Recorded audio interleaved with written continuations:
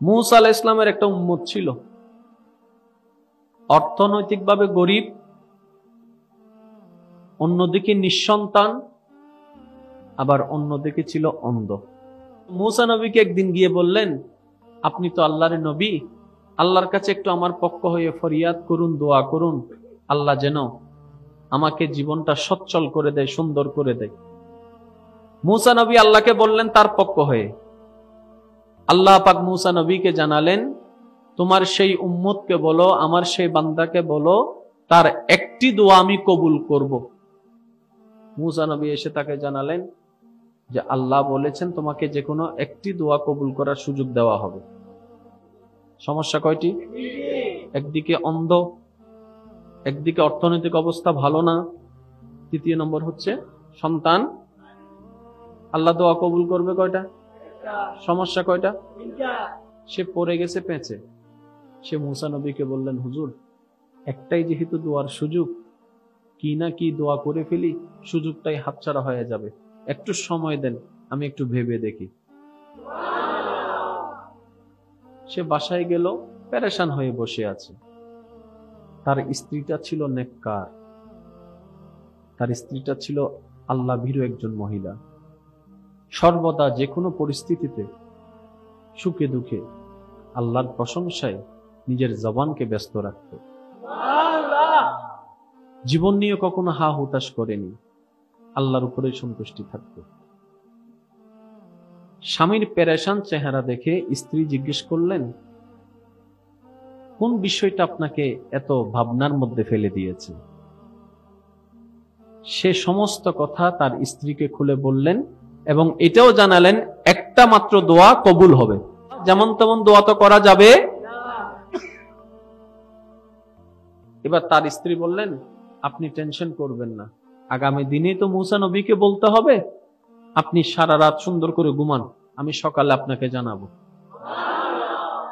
সকাল যখন হলো, ওই স্ত্রী তার স্বামীকে সুন্দর করে একটা দোয়া শিখিয়ে দিলেন।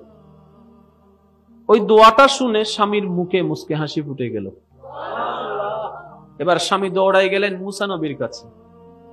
মুসা নবী বললেন, কোন দোয়া করবা সিলেক্ট করেছো, নির্দিষ্ট করেছো? বলে যে হ্যাঁ করেছি। মুসা নবী বলে যে তাহলে বলো, আমি তোমার পক্ষ হয়ে আল্লাহর কাছে কোন বিষয়ে দোয়া করব।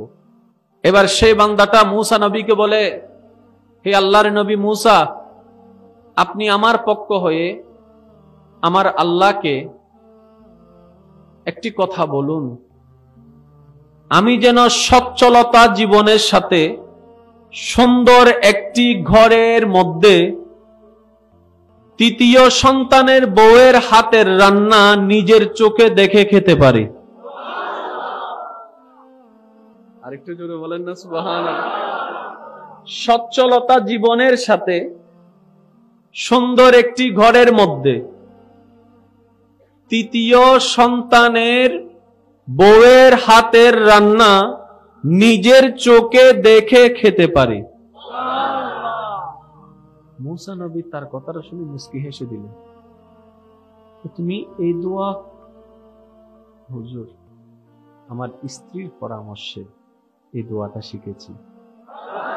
তখন মুসা নবী বললেন, নিঃসন্দেহে তোমার স্ত্রী একজন সৎ আল্লাহ ওয়ালা। সুবহানাল্লাহ। এবার আল্লাহর কাছে মুসা নবী দোয়া করলেন তার পক্ষ হয়ে। আল্লাহ পাক এমন দান করলেন যে তার জীবনটাই সুন্দর হয়ে গেল। সুবহানাল্লাহ। দোয়াটা কেমন ছিল দেখেন, সচ্ছল জীবনের সাথে, তার মানে গরিবী আর নাই, সুন্দর একটা ঘরের মধ্যে, তার মানে বাঙ্গা ঘর সুন্দর ঘরে পরিণত হয়েছে। নিঃসন্তান ছিল, সেজন্য কি বলেছে, তৃতীয় নাম্বার ছেলের বউয়ের, তৃতীয় নাম্বার ছেলের বউয়ের, তার মানে একটা নয়, দুইটা নয়, তিনটা সন্তান। শুধু যে সন্তান দেখবে তা না, সন্তানের বউ, বউয়ের হাতের রান্না নিজের চোখে দেখা মানে অন্ধত্ব চলে গিয়েছে। সুবহানাল্লাহ। তিনটা বিষয়ে একটি দোয়া। বান্দার এই পাগলামি দেখে আল্লাহ তার সারা জীবনের গুনাহ মাফ করে দিয়েছে।